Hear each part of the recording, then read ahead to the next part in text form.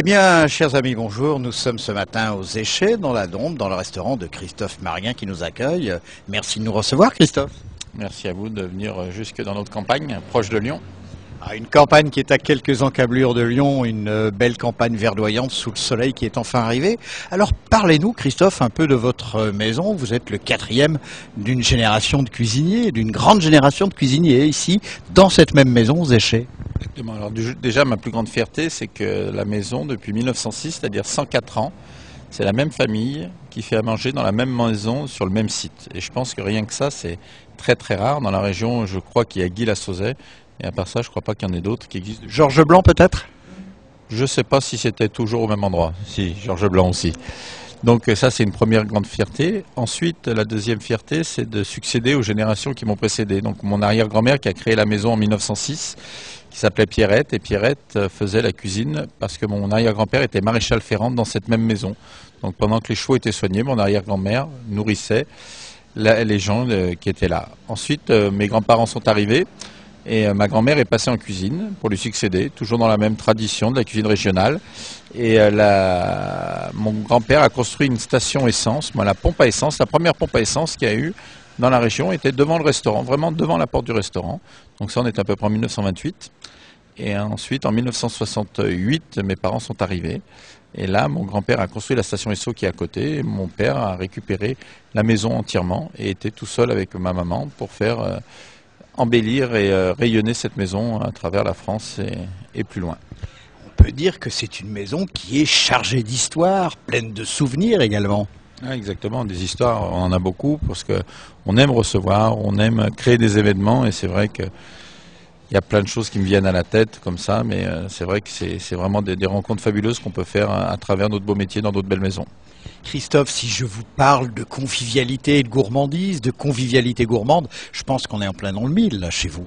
Exactement, c'est l'esprit de la maison, c'est la convivialité, que les gens passent un bon moment, et vraiment surtout qu'ils se sentent bien. Des gens le disent, mais des fois je le ressens pas quand ils le disent, et j'espère que les gens le ressentent chez nous. Est-ce qu'il y a des recettes mythiques? Je crois qu'on en verra une tout à l'heure dans vos cuisines. À part les grenouilles, quelles sont les recettes mythiques et emblématiques de la maison Marguin? C'est-à-dire qu'il y a 3 recettes qui ont toujours été là, moi 2 vraiment, c'est-à-dire que les grenouilles simplement sautées au beurre et aux fines herbes. Ensuite la volaille à la crème avec des crêpes parmentier, qui est vraiment aussi la tradition de la région. Donc ça c'était sur mes arrière-grand-mère et grand-mère qui faisaient ça. Et ensuite mon père a fait une recette de soufflé glacé au Grand Marnier, et cette recette, depuis que mon père est arrivé, elle est toujours restée à la carte. Donc même moi quand je suis arrivé, j'ai changé beaucoup de choses avec le temps. Pas tout de suite, mais ces 3 recettes, je les laisserai toujours parce qu'elles représentent vraiment l'esprit de la maison et la cuisine qu'on aime. Puis en fait, avec 3 plats, vous nous avez donné une idée de menu gourmand, les grenouilles, la volaille de Bresse, les fromages également, il y en a beaucoup dans la région, et puis le soufflé au Grand Marnier. Exactement, et surtout avec 3 recettes, je vous dis, qui sont là depuis longtemps, et c'est ça notre fierté.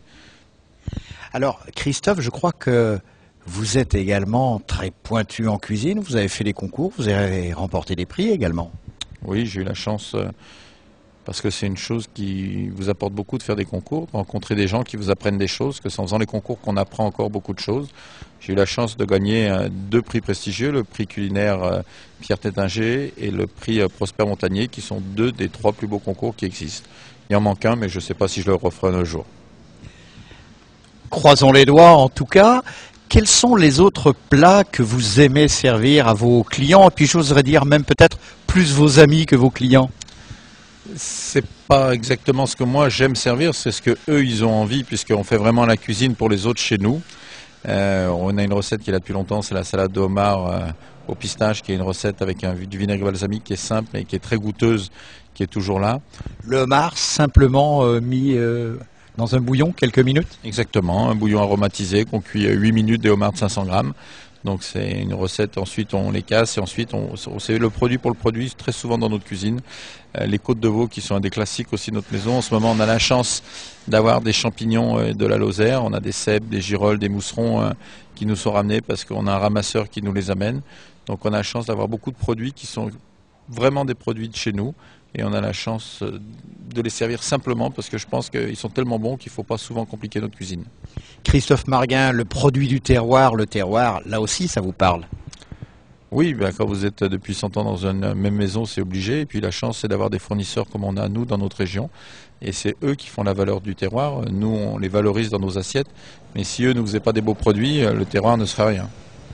Donc de bons produits du terroir, des professionnels comme vous qui savent les mettre en valeur, beaux produits, belle cuisson, juste assaisonnement, la magie est dans l'assiette. Ben, j'espère que les clients nous le rendent bien, donc je pense qu'on ne se trompe pas trop. Christophe Marguin, je crois que vous êtes également très proche de la famille Bocuse.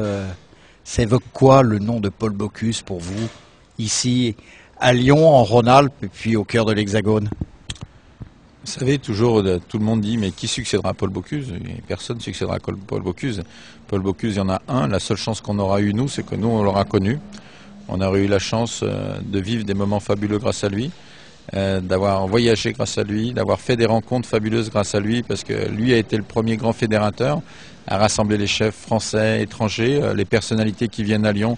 Très souvent viennent pour voir Paul Bocuse et nous, on a la chance d'en profiter à travers ces visites. Donc, beaucoup de choses il représente, et puis il représente aussi la famille Bernachon, qui est plus que proche que des gens que j'adore, qui sont les chocolatiers emblématiques de Lyon et en France certainement, et c'est des gens que j'adore et que je respecte.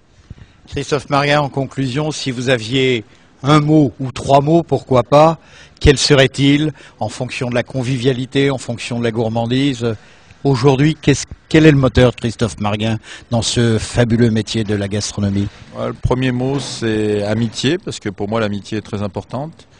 Le deuxième mot, c'est rassembler, parce que je pense que c'est important de rassembler et que les gens soient ensemble plus que de se faire des gardes-clochers, comme il y a pu y avoir des époques. Je pense qu'au jour d'aujourd'hui, il y a une bonne entente dans les cuisiniers à Lyon, et je pense que la ville ne peut que mieux s'emporter. Ça, c'est très important. Et le troisième mot, je dirais amour, parce qu'on en a besoin tous pour passer des bons moments. La convivialité des chefs, vous connaissez, puisque vous êtes également le président des Toques Blanches Lyonnaises, dont nous parlerons dans quelques instants. Christophe Marguin, merci de nous avoir reçus dans cette si belle maison, sur cette terrasse merveilleuse en plein été, ici aux Échets, à quelques kilomètres de Lyon. Bon appétit!